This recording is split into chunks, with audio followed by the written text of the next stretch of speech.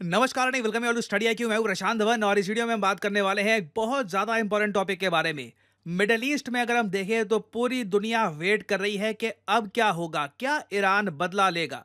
हाल ही में जैसे आप लोग जानते हैं, हमास के लीडर को ईरान में मार दिया था। इसको लेकर कई थ्योरी सामने आई कि ये ड्रोन से मारा गया है, इसे एयरप्लेन से मारा गया था, ये स्टेल्थ बॉम्बर यूज़ किया। कई लोग बहुत सी बातें कर रहे थे, मगर अब बात पता लगी है कि हमास के लीडर जब ईरान में गए थे तो जहां पर वो रुके वहां पर 2 महीने पहले ही इजराइल की एजेंसीज ने एक बॉम्ब प्लान कर दिया था और एक लॉन्ग टर्म थिंकिंग के हिसाब से हमास के लीडर को ईरान की कैपिटल में मार दिया गया। और ये ऑब्वियसली ईरान के लिए एक बहुत ही बड़ी ह्यूमिलिएशन है।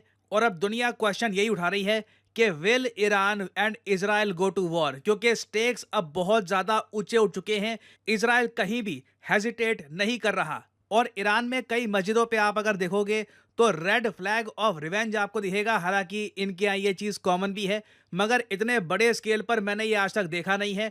और इसी के रिस्पॉन्स में एयर इंडिया ने अपनी सारी फ्लाइट्स इजराइल को ये कैंसिल कर दी हैं 8 अगस्त तक। आप सोच सकते हैं अभी 2 अगस्त चल रहा है, आने वाले 6 दिन तक हम मान के चल रहे हैं कि कुछ बड़ा हो सकता है इजराइल और ईरान के बीच में। तो सारी फ्लाइट्स, ना सिर्फ इंडिया ने, ये एक ग्लोबल फिनोमेना है। चाहे यूरोपियन एयरलाइंस आप देख लीजिए या फिर रशियन, एशियन एयरलाइंस, यहाँ पे आप देख पाओगे यूएस एयरलाइंस, सब ने अपनी फ्लाइट्स कैंसिल कर दी है टू इजराइल। क्योंकि ऑब्वियसली देखिए, हम ये नहीं चाहेंगे कि जब ईरान कुछ बड़ा करे, मान लो ईरान बहुत सारे मिसाइल्स, ड्रोन्स ये बरसा देता है इजराइल पर, कोई भी नहीं चाहेगा कि रास्ते में उनका पैसेंजर प्लेन आ जाए और 300-400 इनोसेंट लोग मारे जाएं। और अगर यहाँ पे आप सोच रहे हैं कि जो यूएस स्टॉक मार्केट लगातार गिर रही है, पिछले 1 महीनों में हमने देखा कि नैस्डैक कंपोजिट ये 1200 पॉइंट से ऊपर गिर चुका है, इंडियन स्टॉक मार्केट ने भी गिरना स्टार्ट कर दिया है। तो क्या ये इजराइल ईरान टेंशंस को ध्यान में रख के हो रहा है?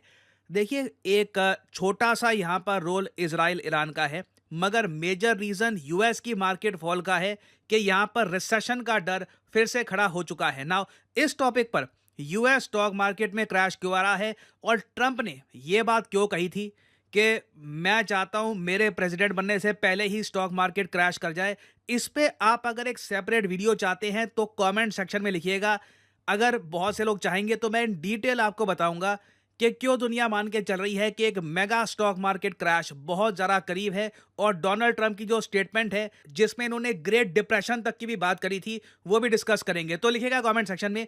अगर काफ़ी लोग इंटरेस्टेड हुए तो इस पर मैं अलग से वीडियो बना दूंगा ना। मुझको यहाँ पर एक बात ये भी ऐड करनी पड़ेगी कि हाँ बिल्कुल, ईरान और इजराइल वॉर या फिर मिलिट्री कॉन्फ्लिक्ट, इसका डर तो बना हुआ है, मगर बात अब सिर्फ ईरान और इजराइल के बीच में नहीं रही। यहाँ पे टर्की का भी एक बहुत ही बड़ा इशू है। इससे पहले टर्की इतना ज़्यादा प्रोएक्टिव था नहीं एंटी इजराइल स्टेटमेंट्स को लेकर, मगर रिसेंटली आपने देखा होगा जब हमास के लीडर को मारा गया, टर्की ने अपना फ्लैग आधा नीचे कर दिया। ये बहुत ही बड़ी स्टेटमेंट है। और साथ में टर्की ने अपने पूरे देश में 2 अगस्त को शोक मनाया है कि हमास के लीडर मारे गए, हमको बहुत ज़्यादा दुख है इस बात का। और जब इन लोगों ने इस पर एक पोस्टर बनाया और इंस्टाग्राम प्लेटफॉर्म पर अपनी सरकारी हैंडल पे डाला और इंस्टाग्राम ने वो पोस्टर हटा दिया, टर्की ने पूरे देश में इंस्टाग्राम को ही बैन कर दिया है। ये मैं आपको बता दूं, ये सारे इंडिकेशन है एक ऐसे कंट्री के that does not care about economy, उसको लोगों की चिंता नहीं है, वो एक वॉर के रास्ते चल चुका है।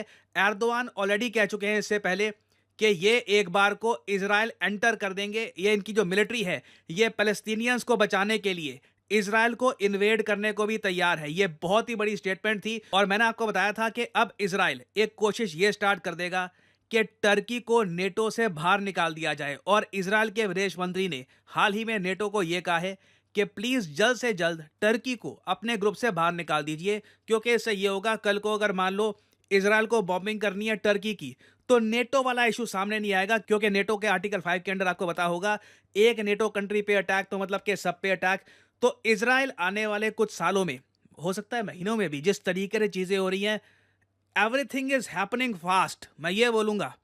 कई लोग कह रहे थे सर जो आप कह रहे थे वही हुआ है। हाँ कुछ हद तक, मगर आप ये कहोगे मैंने कहा था ये सब आराम आराम से होगा, बट ये बहुत फास्ट हो रहा है। ऑलमोस्ट आप कह लीजिए जो चीज़ें एक नॉर्मल जियोपॉलिटिकल एनालिस्ट मेरे जैसा मान के चलता है कि हाँ अभी ये होगा कुछ महीनों में, कुछ दिनों में वो चीज हो रही है। Everything is just on a fast track. और टर्की देखिए हर तरफ से नेटो और इजराइल की कोऑपरेशन भी ब्लॉक कर रहा है। मैं सरप्राइज नहीं होऊंगा अगर नेटो देश फ्रस्ट्रेशन में आकर टर्की को बाहर भी निकाल देते हैं, अगर टर्की का यही रवैया रहा। और उसके बाद पॉसिबिलिटी है कि एक लार्ज स्केल मिलिट्री कॉन्फ्लिक्ट हो सकती है यहां पर, जहां पे टर्की, ईरान, इजराइल ये सब इन्वॉल्व होंगे। अगर आप सोच रहे हैं कि ये जो दो देश है जॉर्डन और इजिप्ट, ये भी तो मुस्लिम मेजोरिटी कंट्रीज हैं, ये इजराइल को अटैक नहीं करेंगे, तो इसका आंसर है नहीं। इन दोनों कंट्रीज की जो गवर्नमेंट है, लोगों का पता नहीं, लोग एंटी इजराइल होंगे। यहाँ पे सोशल मीडिया पे इजराइल को गालियां निकाली जाती होंगी, मगर जो सरकारें हैं जॉर्डन में, इजिप्ट में,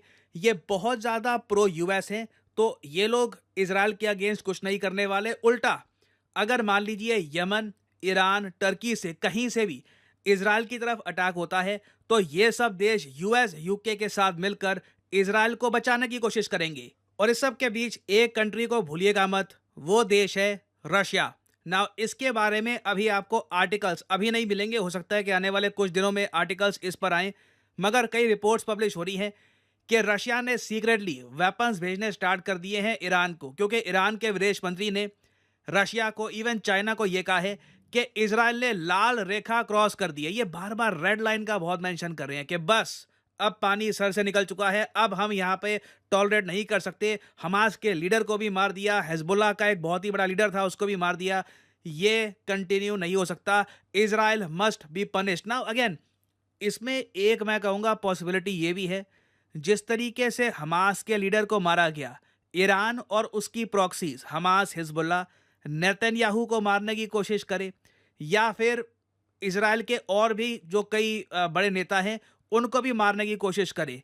अगर उनको वहां पे कुछ दिखेगा नहीं कि कुछ ब्रेक थ्रू हो नहीं सकता, तो उस केस में मेरे हिसाब से एक अंधाधुंध मिसाइल, ड्रोन का अटैक ये लोग कर सकते हैं इजराइल पर। बट ईदर वे सिचुएशन देखिए बहुत टेंस है। भारत सरकार ने एडवाइजरी भी जारी करी है कि इजराइल जाना है अगर बहुत ही ज्यादा जरूरी है, रुका नहीं जा रहा, तो भी कंसिडर करिएगा। सिचुएशन मिडल ईस्ट में कुछ ही घंटों में मैं कहूंगा बहुत जरा खराब हो सकती है। एक इवेंट होगा, उसके रिस्पॉन्स में एक और इवेंट होगा, तो things can go very wrong. और ऑब्वियसली कुछ अगर अपडेट्स आती हैं, कुछ अगर होता है, तो मैं आपके लिए updated video on study IQ लाता रहूंगा। और फाइनली यहाँ पे मैं आपसे एक क्वेश्चन भी पूछूंगा कि हाल ही में इंडिया ने $300 मिलियन का लोन ऑफर किया है किस एशियन कंट्री को? ये है यहाँ पे आपकी ऑप्शंस, मंगोलिया, अफगानिस्तान, वियतनाम या फिर थाईलैंड। इस टॉपिक पर मैं एक डेडिकेटेड वीडियो बना चुका हूं, तो should be an easy question. Comment section में करिए उत्तर, जो लोग सही आंसर देंगे उनकी कमेंट को मैं हार्ट दे दूंगा, ताकि बाकी लोग समझ पाएं कि सही आंसर क्या है। और फाइनली आप लोगों के लिए इंपॉर्टेंट मैसेज, स्टडी आईक्यू का Pratigya batch, the most enrolled batch in Study IQ's history. बहुत सारे बच्चों ने from all over India Study IQ के प्रतिज्ञा इवनिंग बैच में एनरोल किया है। और मैं आपको फाइनली ये बता दूं कि अब ये एनरोलमेंट समाप्त होने वाली है 3 अगस्त। ये डेट याद रखिएगा, 3 अगस्त के बाद प्रतिज्ञा इवनिंग बैच, इसमें एनरोलमेंट समाप्त हो जाएगी। ये एक न्यू फ्रेश बैच है जिसके जरिए आप यूपीएससी एग्जाम की प्रिपरेशन कर सकते हैं फ्रॉम द स्क्रैच।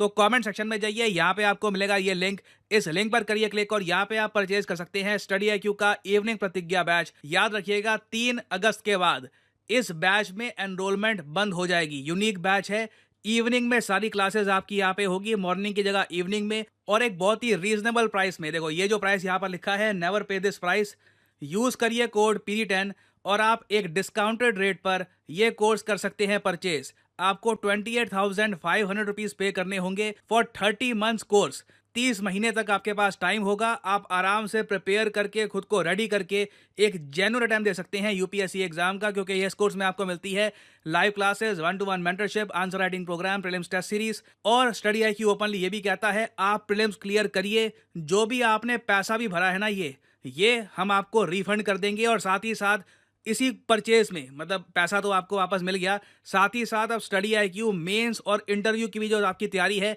वो करवाएगा। आपको ऑप्शन दी जाएगी कि या तो आप अगर अपने घर से ही तैयारी करना चाहते हैं वो भी आप कर सकते हैं, अगर आप चाहें, आपका मन कर रहा है, तो स्टडी आईक्यू की टीम के साथ मिलकर इन दिल्ली आप प्रिपरेशन कर सकते हैं मेंस और इंटरव्यू की। The option will be yours. तो 3 अगस्त लास्ट डेट है, make sure to remember this. और इसी नोट के साथ यह वीडियो का अंत। Thank you for listening and as I always say, may the gods watch over you.